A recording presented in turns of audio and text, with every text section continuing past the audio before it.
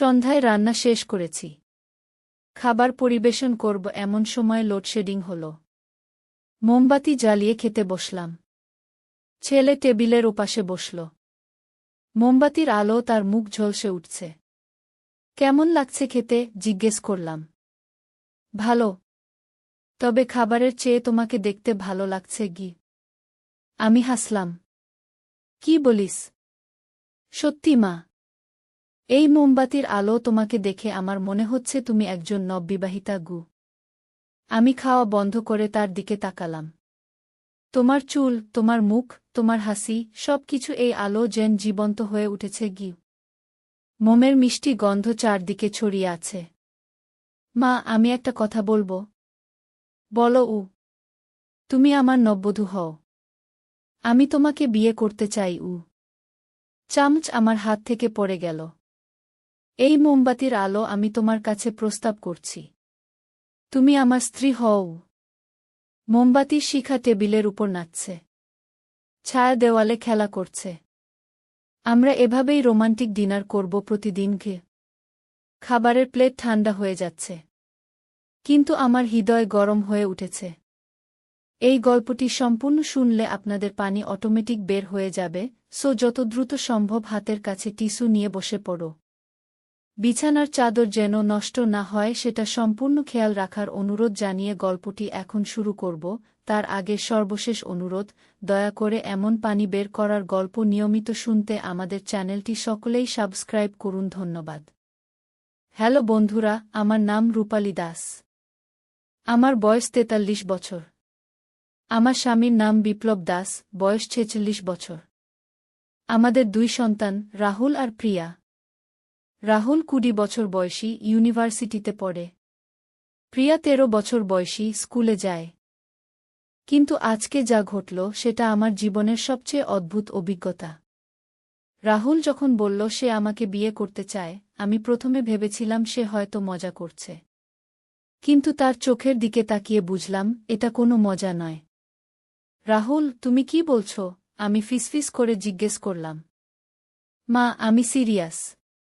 এই মোমবাতির আলো তোমাকে দেখে আমার মনে হয়েছে তুমি পৃথিবীর সবচেয়ে সুন্দরী নারী গো। আমার হাত কাঁপতে শুরু করল। এমন সময় হঠাৎ করে আমার মোবাইলে একটা মেসেজ এলো।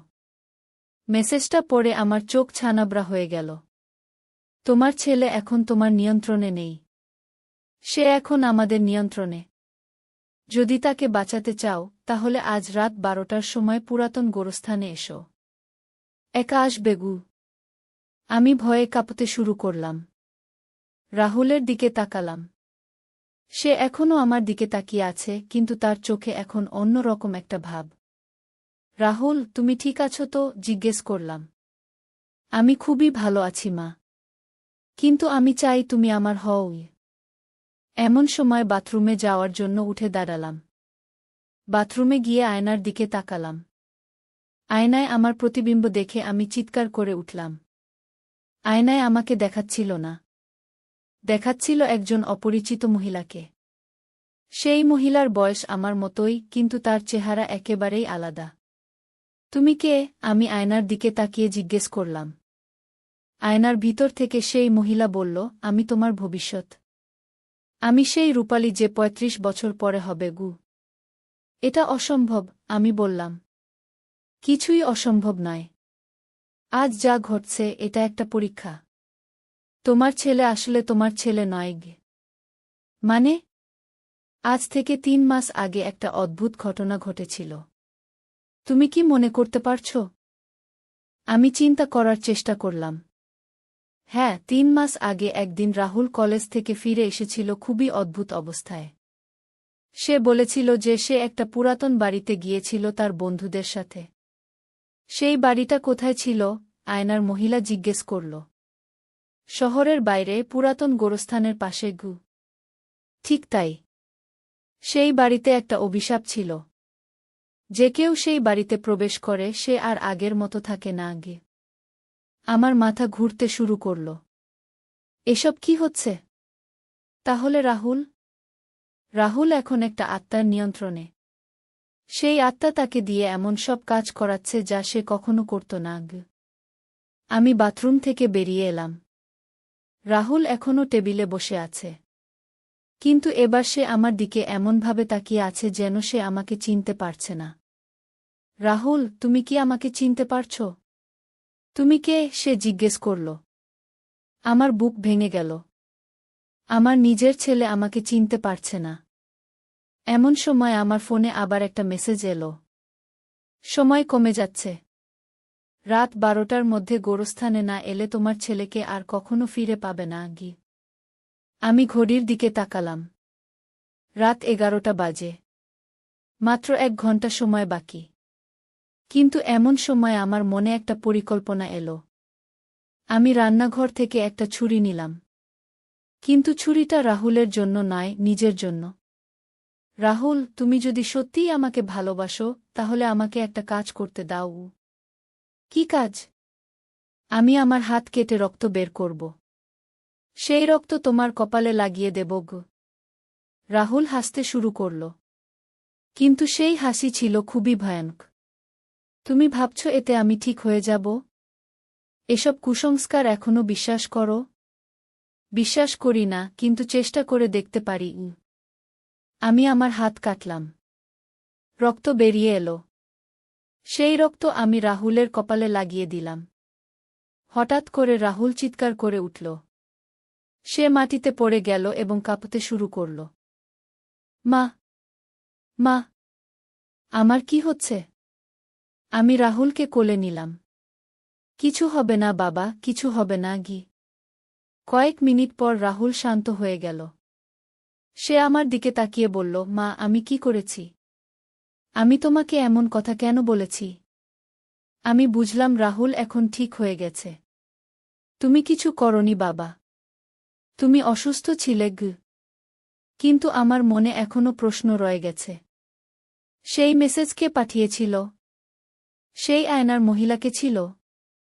পরদিন সকালে আমি সেই পুরাতন বাড়িতে যাওয়ার সিদ্ধান্ত নিলাম।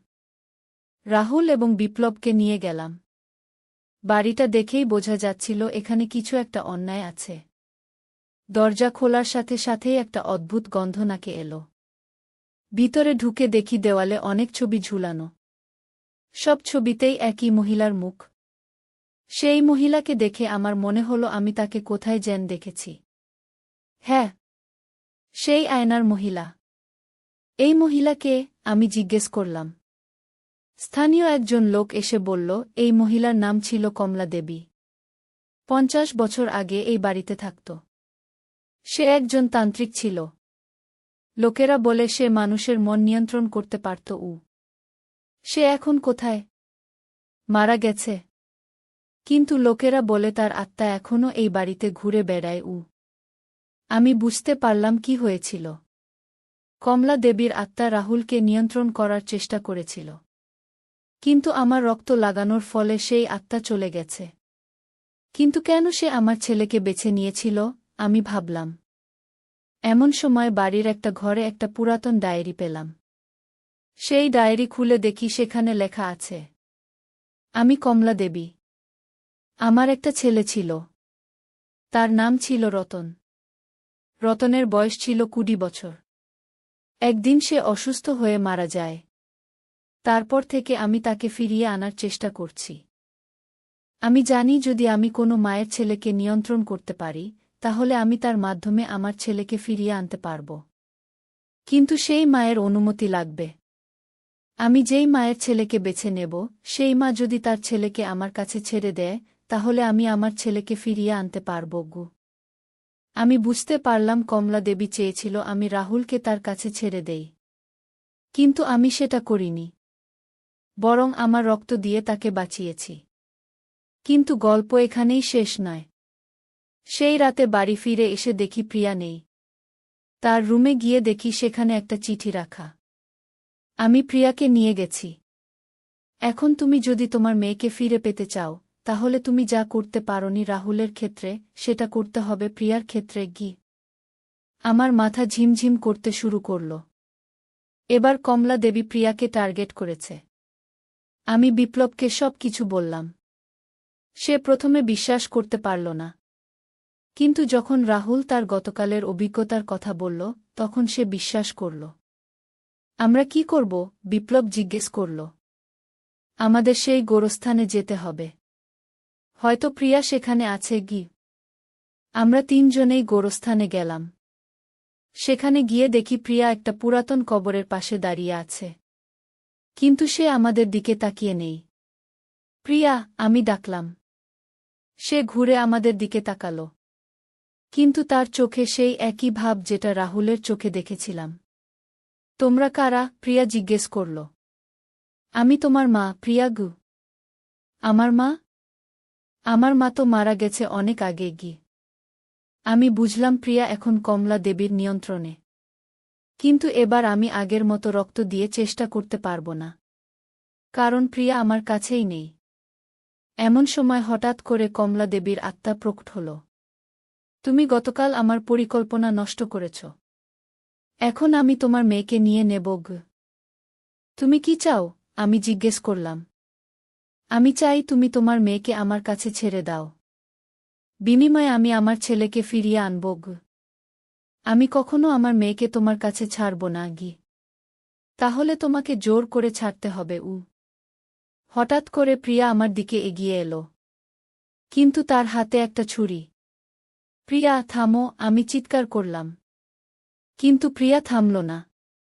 সে আমাকে ছুরি দিয়ে আঘাত করার চেষ্টা করল।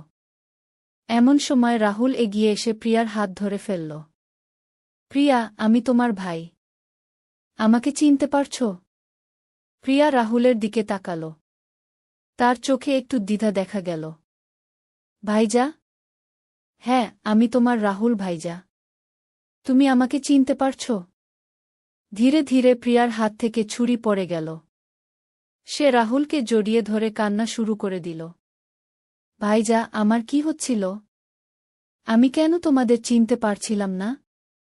আমি বুঝলাম প্রিয়াও এখন ঠিক হয়ে গেছে।